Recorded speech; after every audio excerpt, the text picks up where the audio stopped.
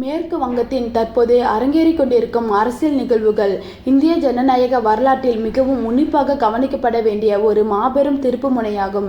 குறிப்பாக நோவா சீக்ரெட் பயணியிலான ஆழ்ந்த அரசியல் மற்றும் புலனாய்வு பார்வையில் இந்த விவகாரத்தை நாம் அணுகும் போதே மேலோட்டமாக தெரியும் செய்திகளுக்குள் பின்னால் உள்ள பல அதிர்ச்சி ஊட்டும் உண்மைகள் நமக்கு தெரிய வரும். மேற்கு வங்கத்தின் அசைக்க முடியாத இரும்பு மனுஷியாக அதிகாரத்தில் உச்சத்தில் இருந்த மம்தா பானர்ஜிக்கும் அவரது அரசியல் வாழ்விலே இதுவரை இல்லாத அளவுக்கு ஒரு மாபெரும் நெருக்கடி உருவாகியுள்ளது. அதுவும் எப்படிப்பட்ட நெருக்கடி தெரியுமா? முதல் முறையாக சட்டமன்றத்திற்குள் நுழைந்த ஒரு எம்எல்ஏ மம்தா பானர்ஜியின் கட்டுப்பாட்டில் இருந்த 80 எம்எல்ஏக்களில் 60 பேரை அப்படியே ஒட்டுமொத்தமாக வளைத்து போட்டு மம்தாவின் அதிகார சாம்ராஜ்யத்தை ஆட்டம் காண செய்திருக்கிறார்.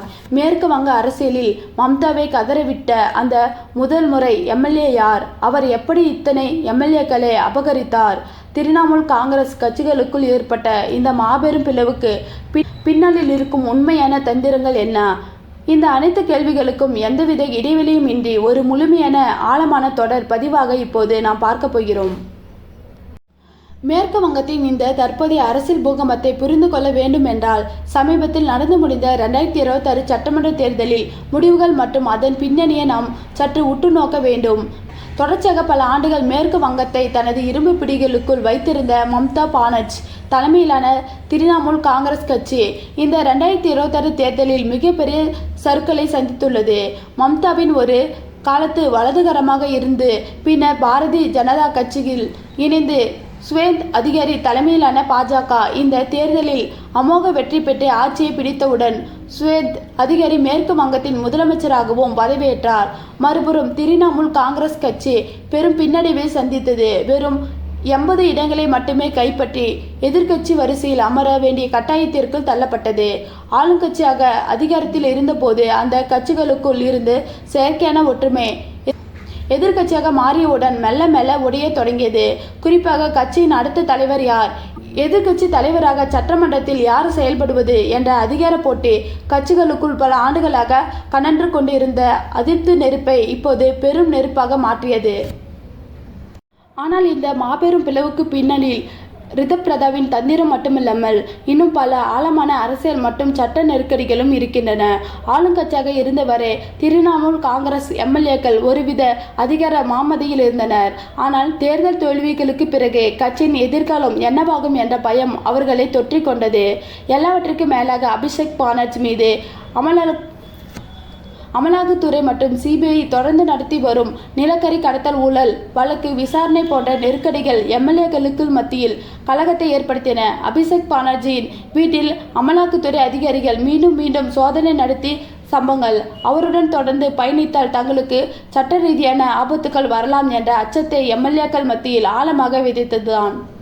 மத்திய அரசின் விசாரணை அமைப்புகளிடம் இருந்து தங்களை தற்காத்து கொள்ளவும் மாநிலத்தின் ஆளுங்கட்சியாக உருவெடுத்துள்ள வலுவான பாஜகவுடன் தேவையற்ற நேரடி மோதலை தவிர்க்கவும் ஒரு நிதானமான சுதந்திரமான சட்டமன்ற குழு தங்களுக்கு தேவை என்று அந்த எம்எல்ஏக்கள் கருதினார்கள். இந்த அச்சத்தையும் எண்ண ஓட்டத்தையும் மிக சரியாக படித்து அவர்களுக்கு ஒரு பாதுகாப்பான மாற்று தலைமையாக தன்னை வெற்றிகரமாக முன்னிறுத்தினார். ஜவேத் கான், சபீனா யாஸ்மின் போன்ற கட்சியின் மூத்த எம்எல்ஏக்களையும் அவர் தனது பக்கம் லாபமாக இழுத்து அவர்களுக்கு சட்டமன்ற துணைத் தலைவர் பதவிகளை வழங்கி தனது அரசியல் பலத்தையும் பல மடங்கு அதிகரித்து கொண்டார். மகாராஷ்டிராவில் சிவசேனா கட்சியை ஏக்நாத் ஷிண்டே எப்படி இரண்டாக உடைத்து உண்மையான கட்சி நாங்கள்தான் என்று உரிமை கொண்டாடினார்களோ அதே பணியிலான ஒரு மாபெரும் ஆபரேஷனை மேற்கு வங்கத்தின் ரிதப்பிரதாப் பானர்ஜி மிக கச்சிதமாக செய்து முடித்துள்ளார். இந்த கற்பனைக்கு எட்டாத அரசியல் பூகம்பத்தால் நிலைகுலைந்து போன மம்தா பானர்ஜி தன் கையை விட்டு போன கட்சியை மீண்டும் தன் கட்டுப்பாட்டிற்குள் கொண்டு வர ஒரு அதிரடி நடவடிக்கையை எடுத்தார். கட்சியின் அனைத்து மாநில குழுக்களையும் சார்பு அமைப்புகளையும் ஒட்டுமொத்தமாக கலைப்பதாக அறிவித்தார். கட்சியின் செயல்பாடுகளை மறு ஆய்வு செய்து கட்சியை அடிமட்டத்திலிருந்து மீண்டும் புதிய நிர்வாகிகளுடன் கட்டமைக்க போவதாகவும் அவர் அறிவித்தார். ஆனால் யதார்த்தம் நிலைமை அவரது பிடியை விட்டு வெகு தூரம் சென்று விட்டது. தற்போதைய அதிகாரப்பூர்வ நிலவரப்படி ரிதப்ரதா தலைமையிலான 60 எம்எல்ஏக்கள் கொண்ட குழுதான் மேற்கு வங்க சட்டமன்றத்தின் அதிகாரப்பூர்வ எதிர்க்கட்சியாக செயல்பட போகிறது. ஆளுங்கட்சியாக இருக்கும் பாஜகவிற்கு எதிர்க்கட்சியான திரிணாமுல் காங்கிரஸ் இப்படி இரண்டாக உடைந்து சின்னாபின்னமாக கிடப்பது சட்டமன்றத்தில் தங்களது மசோதாக்களை எந்தவித எதிர்ப்புமின்றி எளிதாக நிறைவேற்ற மிகப்பெரிய சாதகமாக அமையும். இந்த பிளவுக்கு பின்னால் பாஜகவின் ஆளுமை செயல்படுவதாகவும் பாஜகவின் மறைமுக தூண்டுதலில் பெயரில்தான் ரிதப்ரதா பானர்ஜி இந்த துணிச்சலான முடிவை எடுத்துள்ளார் என்றும் மம்தா தரப்பில் தொடர்ந்து குற்றச்சாட்டப்படுகிறது. அதே சமயம் நிலைமை ரிதப்ரதாவிற்கும் 100% சாதகமாக இல்லை. அவர் தலைமையிலான இந்த அதிருப்தி குழுவிலும் தற்போது சில விரிசல்கள் உருவாக தொடங்கியுள்ளன. மம்தா பானர்ஜியை வெறும் தலைமை ஆலோசகர் என்று மட்டுமே சுருக்கக்கூடாது.